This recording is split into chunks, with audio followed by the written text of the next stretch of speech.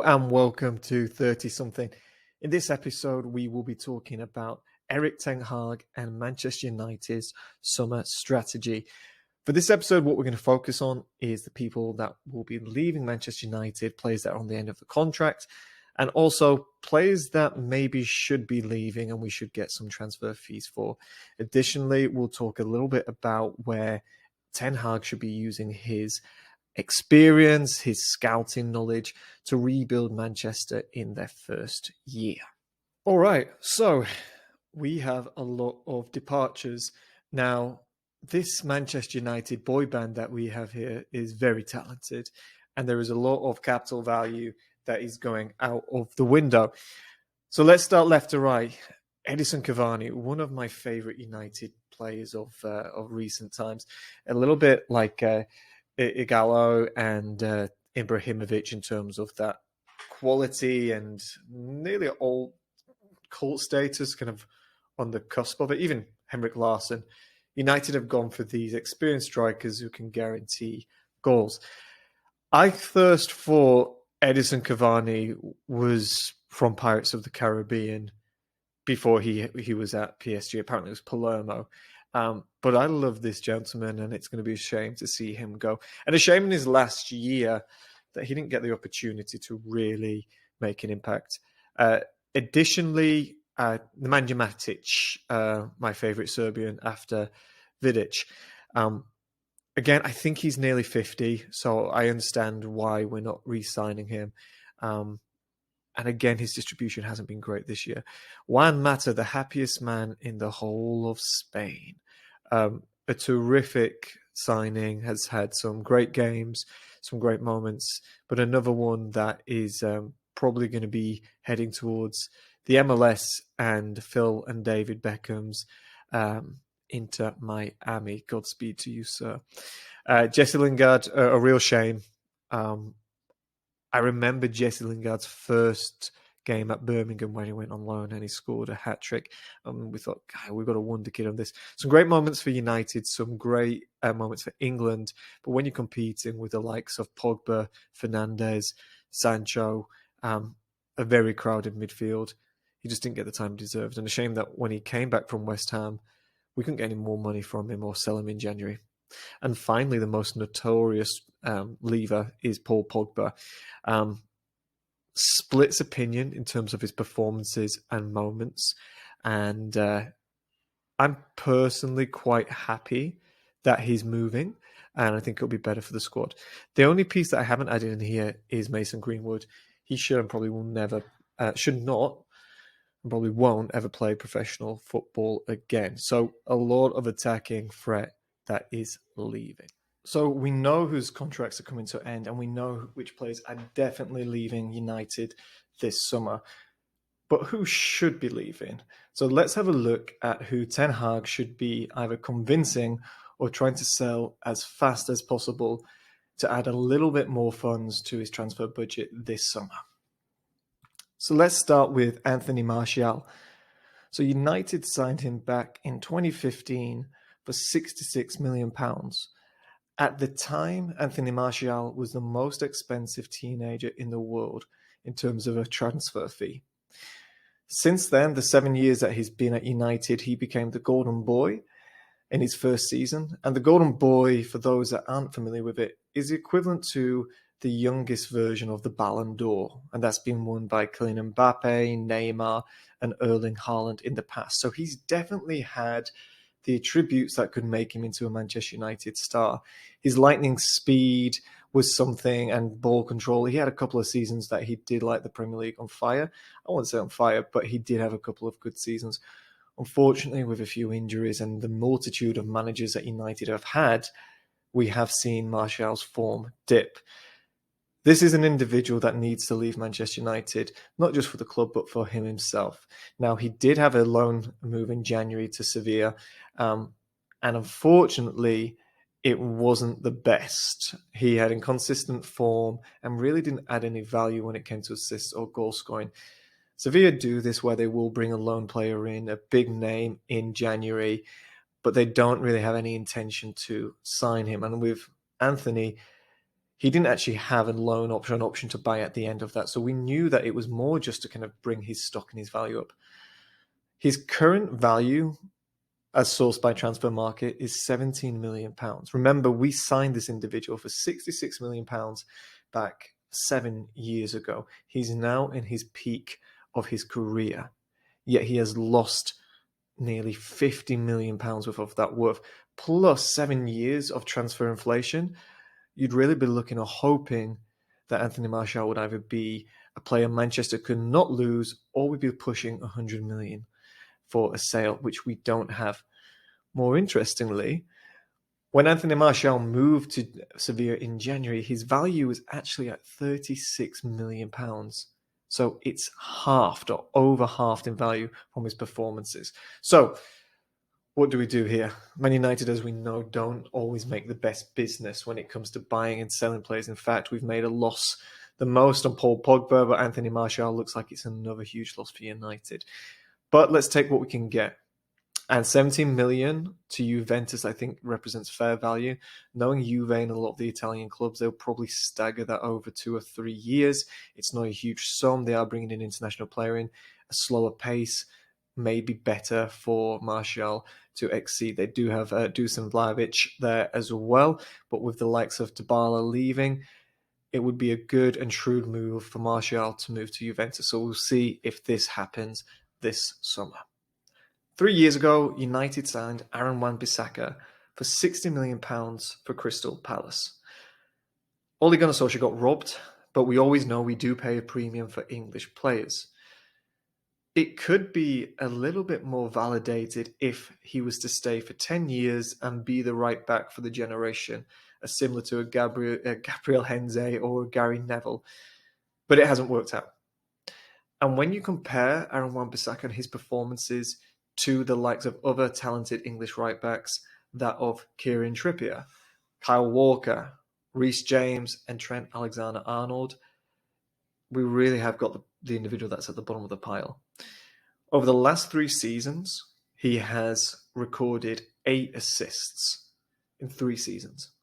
4 in the first, 4 in the second. Now, he did play about 14 games less in this current season, but still in 20 games, he failed to register an assist. God, I would have registered an assist if I was at right back in my heyday for Manchester United. So really underperforming, and I think the stats show why United need to move on for Juan Bisaka. So where does he go? At 33 million, which Transfer Market has got him valued at, he's already lost half of his value, similar to that of Anthony Martial in recent times. Really not the best time to play to sell players, but he's not going to make it. He's not going to make it. I think Diego Dallo has more chance, so we keep Dallo, but it's time to say goodbye to Juan Bisaka. The only club that I see would be interested in Juan Bisaka, even though Mourinho didn't sign him, he has an absolute love for signing English players that he used to work with. He didn't even work with him, but the likes of Chris Smalling, Tammy Abraham have actually thrived at Roma.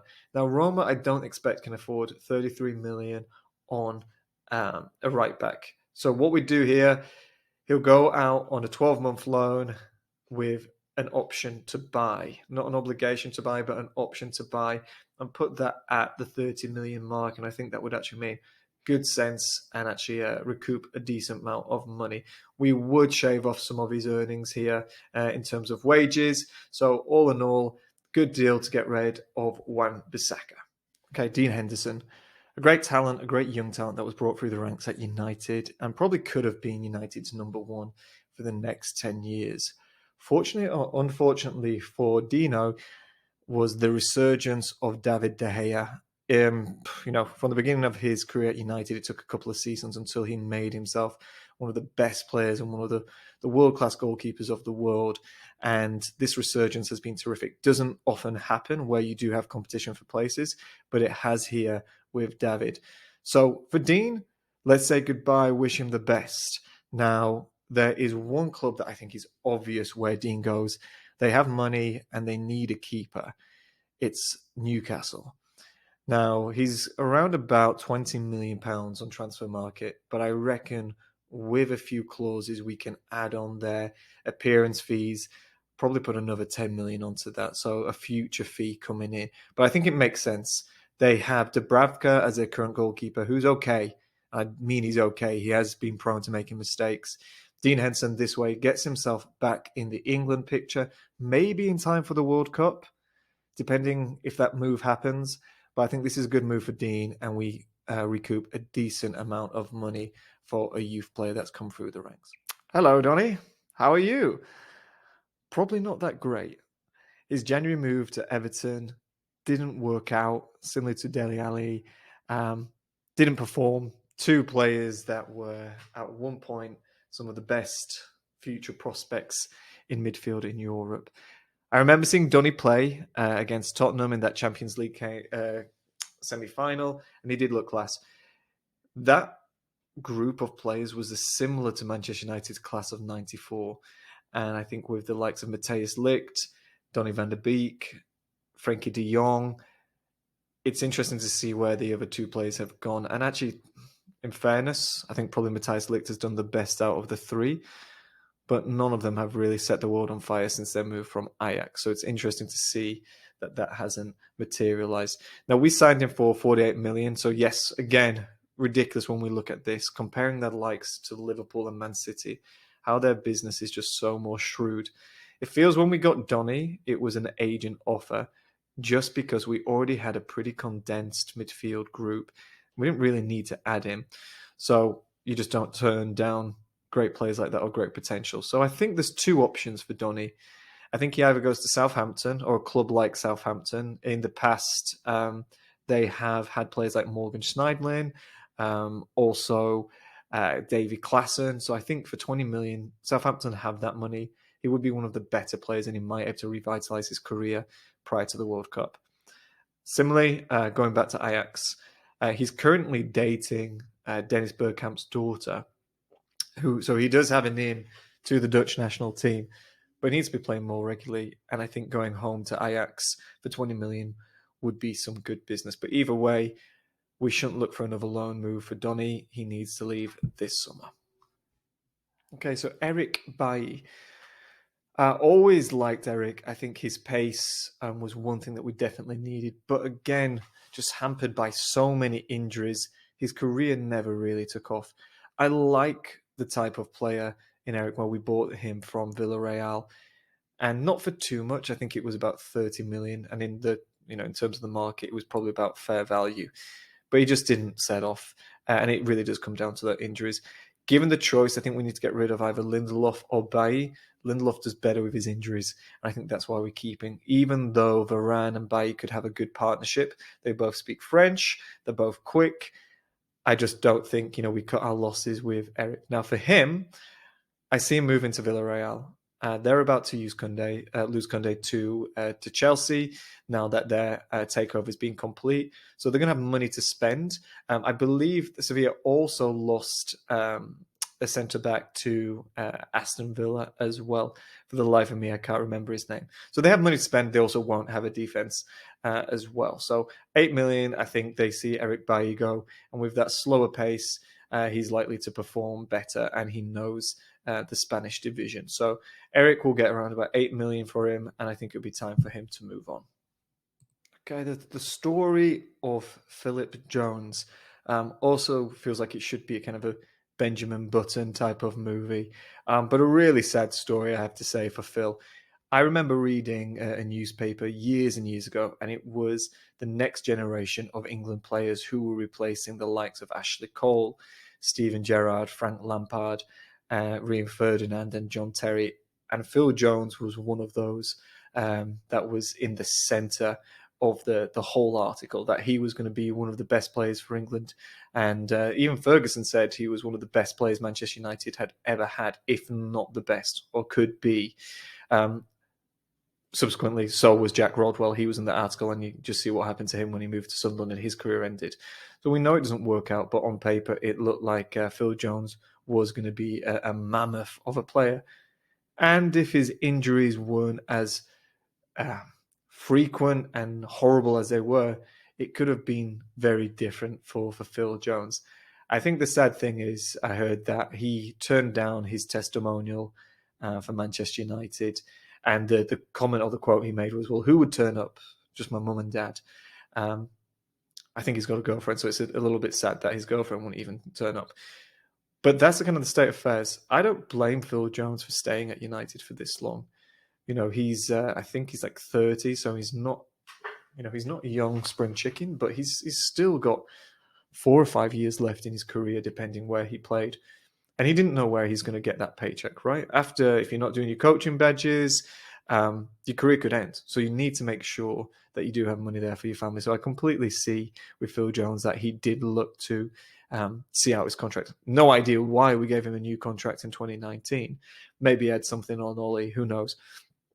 But I think it's time for him to move. I know Rio Ferdinand had said some stuff like he should have left a long time ago and that he was being selfish, but I disagree with that. He's valued at around about 4 million. I say we do a mutual contract termination, let him go for 3, pay him whatever he needs left on his contract, and move him out of the team. I'm looking at Inter Miami here for this one, linking up with Phil Neville and David Beckham. If he can stay fit, he can do a job. And I think with the pace of the MLS, even though it is getting better, he could have a bit of a revitalization and resurgence in the MLS. So Phil needs to go. Jones goes to Inter Miami this summer. Okay, so we come to the man with no forehead, Brandon Williams. A product of the United Academy. He had some flashes of decency in the United first team 11. Didn't get a good consistent run-in. Went on a couple of low moves. The most recent one coming back from Norwich. They haven't decided to buy. I don't know if there was an option to buy, but they definitely aren't going to buy him with them going down to the Championship. And he probably doesn't want to go to the Championship at this stage in his career. Transfer market has him valued at 10 million. I think that's fair. He's still young. I see him going to one of the promoted clubs, either Forest or Bournemouth. But I see Forest with some of the money. 10 million for a player of his age is good value if they were to go down. And I think with his wage demands, they could keep him. So I see Brandon going for a decent 10 million, and Forest would be a nice home for him. Okay, Mr. Slabhead himself, Harry Maguire, former captain of Man United. Okay, so I'm not going to do this one as serious. I don't think he'll leave this summer, and I don't know whether we should sell him this summer. If you go throughout this video, the amount of money that we have lost in terms of initial transfer fees to what their value is now, it's like the stock market. We're heading for a recession, and Man United's squad is in a recession. We're selling at the wrong time. Probably would have been better to do the transition at Ollie's height and get rid of some of these players. But, money's not as much as an issue with us at United. So let's just talk about where Harry could go and would it make sense for him to leave. Centre-back is still one of the positions. In the next episode, I'm going to talk about Ten Hag's actual strategy, who he needs to sign, and a bit of a preview to that. It's going to be a defensive midfielder, a right-back, and a centre-back as his main categories, and I guess maybe an attacker. But those 3 I see as his primary ones that he needs this summer. So we have Varane. We've already said we're going to get rid of Bailly. So I think with Varane and Lindelof, you have probably a stronger partnership right there. Now, I've looked at some of the Opta stats for Harry Maguire, and typically it's in the 70th percentile across some of the best European leagues. This is the most expensive defender in the world, and he's in the 70th percentile. Now, it doesn't necessarily work out that if you're in the 70th percentile of transfer fees, that's where you can perform, but he should be in the top 5% across most of those stats. I actually watched another video on Harry Maguire and why he actually performs well at England. I think partially it's a confidence piece, but also how England play with a back 5 and 2 deep line midfield playmakers, and it does protect him from having as many opportunities to mess up. But we can't make that loss. It's just a huge transfer fee that we had for him when we did sign him. It's unthinkable to lose that much money and just see how he's deteriorated in this last season. So I think with a new manager coming in, he needs to have a look at Harry and have a year with him to say, okay, what value do you have? The only scenario that I see Harry going for his value, which is currently 44 million, is to Newcastle as well. Now, we know he was a good player at Hull. He was a great player at Leicester, and he kind of fit that strategy and formation. Maybe with Eddie Howe, he can revitalise him. And 44 million for, a former Man United captain isn't a bad deal. And we know that Newcastle have the money. If I was Man United and Newcastle tabled something around about 44 million or worth up to 44 million, I think we cut our losses with Harry. The man's gone through a lot in terms of fans. It can't have been easy. Confidence is so important, not just in life, but in football specifically. This man needs to get his confidence back, especially with a World Cup coming up. I won't be surprised if he even pushed for a move if Newcastle are knocking on the door. So Harry Maguire, an add-on. I don't see him leaving, but if he were to, that's where I'd see him going, to the Toon Army. Okay, so that's who I think should be leaving United in this summer. And that gives Erik Ten Hag approximately around about 175 million to spend. Now, how I've come to this number is looking at the board giving Erik around about 100 million to sign, which typically United get anyway. And that 75 comes from player sales. I haven't included the likes of Juan, Bisaka or Harry Maguire's money because it might be future revenue that we get. So 175, I think, is a realistic transfer kitty for Erik. In the next video, we'll be talking about the strategy of who he needs to sign and what attributes and traits they have and who are rumoured to be moving into United. Typically, everybody will know about Frankie de Jong and Timber, but we'll look at some of the other less obvious transfer options that he has. Like and subscribe if you like this content. We are going to be doing other videos across the season, not just on Manchester United, but from the other clubs. Please comment in terms of what you think these potential transfers and landing places are. Like I said, this is purely just my opinion. There's not really any truth to it. I just think these are good landing spots and looking at some of the transfer figures. But join us again for part 2, and we'll join Erik and his transfer saga as it continues throughout this year.